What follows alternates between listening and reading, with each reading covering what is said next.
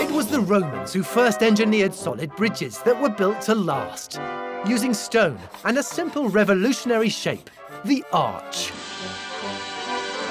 However, the wider the gap, the more arches were needed, and the heavier the bridge became. For hundreds of years, Inca communities in the high Andes crossed gorges using suspended wooden walkways. It's said the 16th century Spanish conquistadors arriving in Peru looked in amazement and fear at the swaying bridges that might break at any moment. What was needed were new building materials and a new approach. And in 1826, one brilliant engineer showed how to do it in style.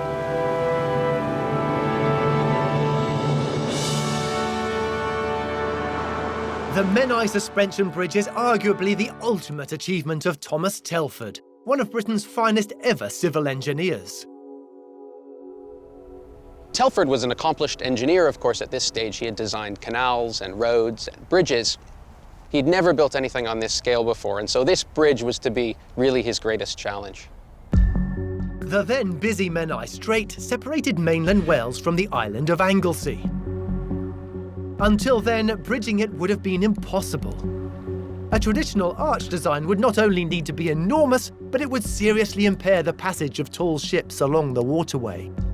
Imagine this as being the strait here, and these are the valley walls on either side of the strait. Basically, you cut your bits into shape, and you then have to gradually build your arch, adding the bits of the arch as you go. And if you imagine that as now being the completed arch, and we have our load coming along here, you can see that the compression forces that come from that car flow down through the various sections of the arch and into the abutments on either side of the valley. Now, the problem that Telford faced was that as you're building an arch, you would have to have some supports down here underneath the middle of the arch so that as you're building it, the blocks don't fall into the strait. And that would require some scaffolding. And this was just not acceptable to the Admiralty at the time because this is a very busy shipping channel and they required 100 feet of clearance above the high water mark. And that led Telford to have to consider something that could give him a very long, clear span with no supports in the water, even during construction. What Telford came up with was the world's first major long-span suspension bridge. For a suspension bridge, you need two very strong abutments, and then you need two towers.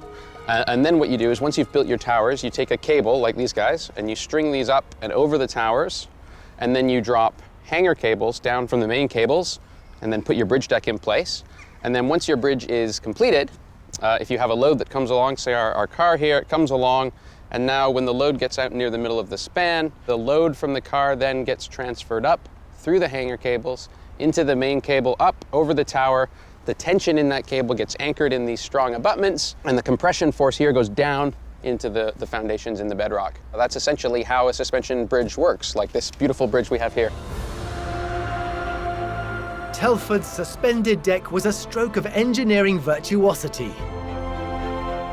The key advantages of a suspension bridge are that you can span long distances with no supports below the bridge deck. So you can get very long, clear, unsupported spans because all of the support is coming from the suspending cables and the main cables up above you. So below the bridge deck, there's absolutely no obstructions, which in a strait is obviously a very important thing.